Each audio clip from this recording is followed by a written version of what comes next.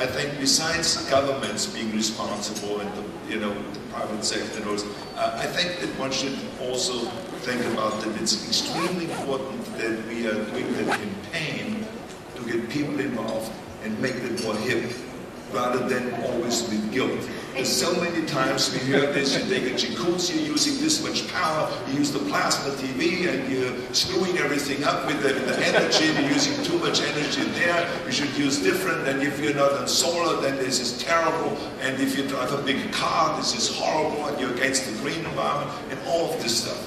I think we have to go and do what, for instance, think about the movie Saturday Night Fever.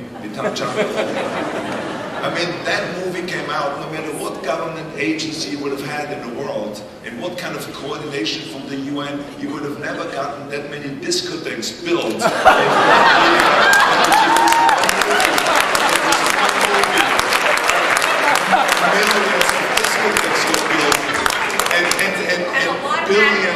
Billions of calories were burned off, and people were doing fitness and there was one movie which just shows to you that you have to just rely on government and all this. We did the same thing with our bodybuilding and with the fitness. In the 70s, people said, this is not good, this is terrible for the sports, when you train, this makes you muscle bound and all this. Look at what happened now.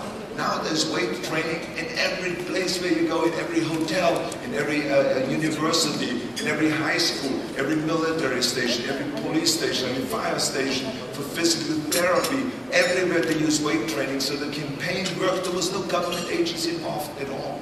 No one was involved. So that's the key thing. You have to think on a multiple level on how to get there.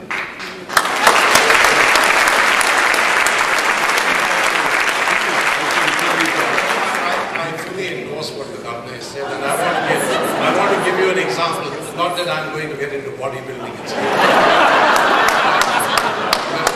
But let me give you an example. There are 1.6 million people in this world who have no access to electricity. My institute has started a major program which we call Lighting a Billion Lives. And how this works is we've designed solar lanterns, the cost of which incidentally is coming down very rapidly with design improvements, economies of scale. We train a woman in a village to charge these lanterns during the daytime using a solar panel on the roof. She rents them out at night. People work longer hours. Their incomes go up. She gets an income.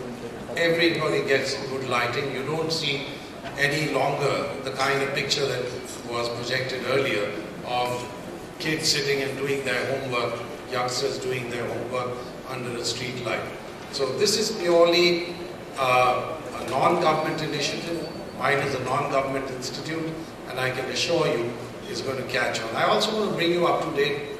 First of all, let's give a big hand for this great kind of